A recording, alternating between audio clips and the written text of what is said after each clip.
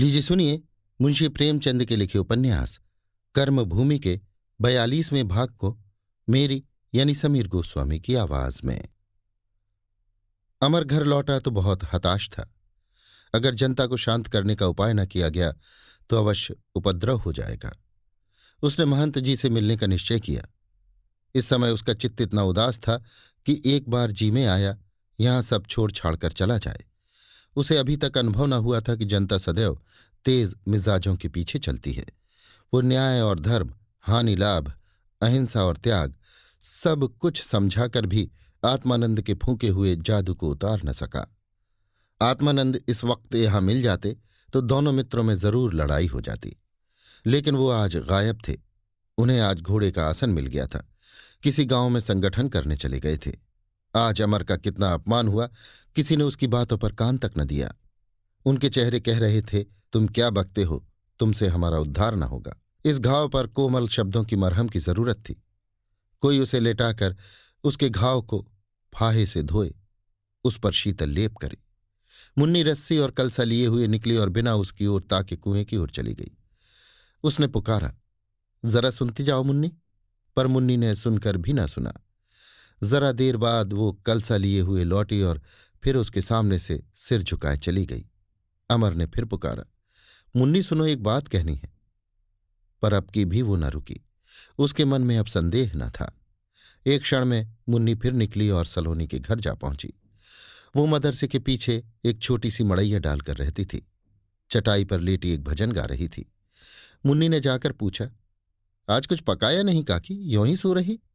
सलोनी ने उठकर कहा, खा चुकी बेटा, दोपहर की रोटियां रखी हुई थीं। मुन्नी ने चौके की ओर देखा। चौका साफ लिपा पुता पड़ा था। बोली, काकी तुम बहाना कर रही हो, क्या घर में कुछ है ही नहीं? अभी तो आते देर नहीं हुई, इतनी जल्दी खा कहाँ से लिया? तू तो पते आती नहीं है बहू, भूख लगी थी, आते ही आते खा लिया। बर्तन धो धाकर रख दिए, भला तुमसे क्या छिपाती? कुछ ना होता तो मांग न लेती।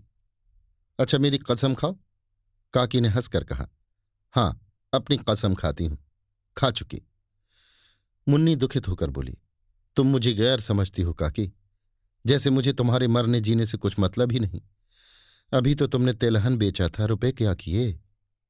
सलोनी सिर पर हाथ रखकर बोली, अरे भगवान, तेलहन था ही कितना, कुल 1 रुपया तो मिला। वो कल प्यादा ले गया, घर में आग लगाए देता था। क्या करती, निकाल कर फेंक दिया। उस पर अमर भैया कहते हैं, महंत जी से फरियाद करो। कोई नहीं सुनेगा बेटा, मैं कहे देती हूं। मुन्नी बोली, अच्छा तो चलो मेरे घर खा लो। सलोनी ने सजल नेत्र होकर कहा, तू आज खिला देगी बेटी? अभी तो पूरा चौमासा पड़ा हुआ है। आजकल तो कहीं घास भी नहीं मिलती। भगवान न जाने कैसे पार लगाएंगे। घर में अन्न का एक दाना भी नहीं है। डांडी अच्छी होती तो बाकी दे के 4 महीने निबाह हो जाता। इस डांडी में आग लगे, आधी बाकी भी ना निकली। अमर भैया को तू समझाती नहीं? स्वामी जी को बढ़ने नहीं देते? मुन्नी ने मुंह फेर कर कहा, मुझसे तो आजकल रूठे हुए हैं, बोलते ही नहीं। काम धंधे से फुर्सत ही नहीं मिलती। घर के आदमी से बातचीत करने को भी फुर्सत चाहिए। जब फटे हालों आए थे तब फुर्सत थी। यहां जब दुनिया मानने लगी, नाम हुआ, बड़े आदमी बन गए, तो अब फुर्सत नहीं है। सलोनी ने विस्मय भरी आंखों से मुन्नी को देखा। क्या कहती है बहू? वो तुझसे रूठे हुए हैं? मुझे तो विश्वास नहीं आता। तुझे धोखा हुआ है। बेचारा रात दिन तू दौड़ता है, ना मिली होगी फुर्सत। मैंने तुझे जो आशीष दिया है वो पूरा होके रहेगा, देख लेना। मुन्नी अपनी अनुदारता पर सकुचाती हुई बोली, मुझे किसी की परवाह नहीं है काके। जिसे 100 बार गरज पड़े बोले, नहीं ना बोले। वो समझते होंगे मैं उनके गले पड़ी जा रही हूं। मैं तुम्हारे चरण छूकर कहती हूं काकी, जो ये बात कभी मेरे मन में आई हो। मैं तो उनके पैरों की धूल के बराबर भी नहीं हूं। हां, इतना चाहती हूं कि वो मुझसे मन से बोले। जो कुछ थोड़ी बहुत सेवा करूं उसे मन से लें। मेरे मन में बस इतनी ही साध है कि मैं जल चढ़ाती जाऊं और वो चढ़वाते जाएं, और कुछ नहीं चाहती। सहसा अमर ने पुकारा। सलोनी ने बुलाया, आओ भैया, अभी बहू आ गई, उसी से बतिया रही हूं। अमर ने मुन्नी की ओर देखकर तीखे स्वर में कहा, मैंने तुम्हें 2 बार पुकारा मुन्नी, तुम बोली क्यों नहीं? मुन्नी ने मुंह फेर कर कहा, तुम्हें किसी से बोलने की फुर्सत नहीं है तो कोई क्यों जाए तुम्हारे पास? तुम्हें बड़े बड़े काम करने पड़ते हैं तो औरों को भी अपने छोटे छोटे काम करने ही पड़ते हैं। अमर पत्नी व्रत की धुन में मुन्नी से कुछ खिंचा रहने लगा था। पहले वो चट्टान पर था, सुखदा उसे नीचे से खींच रही थी। अब सुखदा टीले के शिखर पर पहुंच गई और उसके पास पहुंचने के लिए उसे आत्मबल और मनोयोग की जरूरत थी। उसका जीवन आदर्श होना चाहिए, किंतु प्रयास करने पर भी वो सरलता और श्रद्धा की इस मूर्ति को दिल से न निकाल सकता था। उसे ज्ञात हो रहा था कि आत्मोन्नति के प्रयास में उसका जीवन शुष्क निरीह हो गया है। उसने मन में सोचा, मैंने तो समझा था हम दोनों एक दूसरे के इतने समीप आ गए हैं कि अब बीच में किसी भ्रम की गुंजाइश नहीं रही। मैं चाहे यहां रहूं चाहे काले कोसों चला जाऊं, लेकिन तुमने मेरे हृदय में जो दीपक जला दिया उसकी ज्योति जरा भी मंद न पड़ेगी।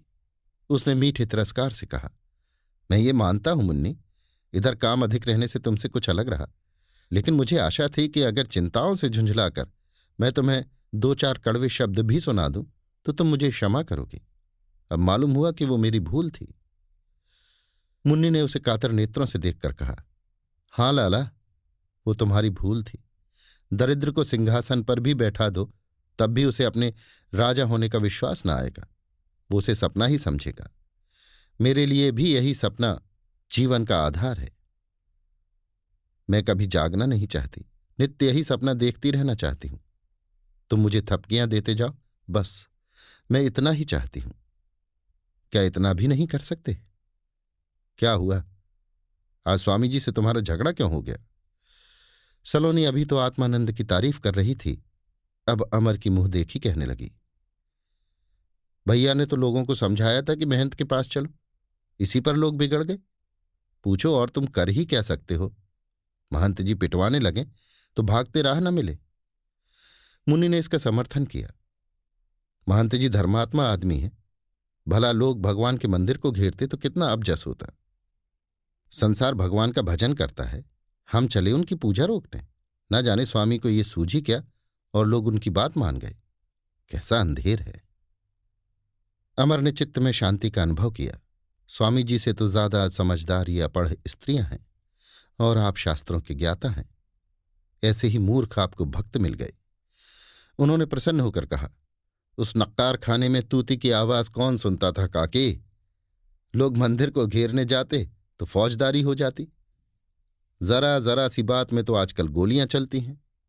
सलोनी ने भयभीत होकर कहा, तुमने बहुत अच्छा किया भैया जो उनके साथ न हुए, नहीं खून खच्चर हो जाता। मुन्नी आर्द्र होकर बोली, मैं तो तुम्हें उनके साथ कभी न जाने देती लाला। हाकिम संसार पर राज करता है तो क्या रैयत का दुख दर्द न सुनेगा? स्वामी जी आएंगे तो पूछूंगी। आग की तरह जलता हुआ घाव सहानुभूति और सहृदयता से भरे हुए शब्दों से शीतल होता जान पड़ा। अब अमर कल अवश्य महंत जी की सेवा में जाएगा।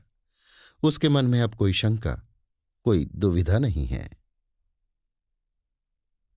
अभी आप सुन रहे थे मुंशी प्रेमचंद के लिखे उपन्यास कर्मभूमि के 42वें भाग को मेरी यानी समीर गोस्वामी की आवाज में।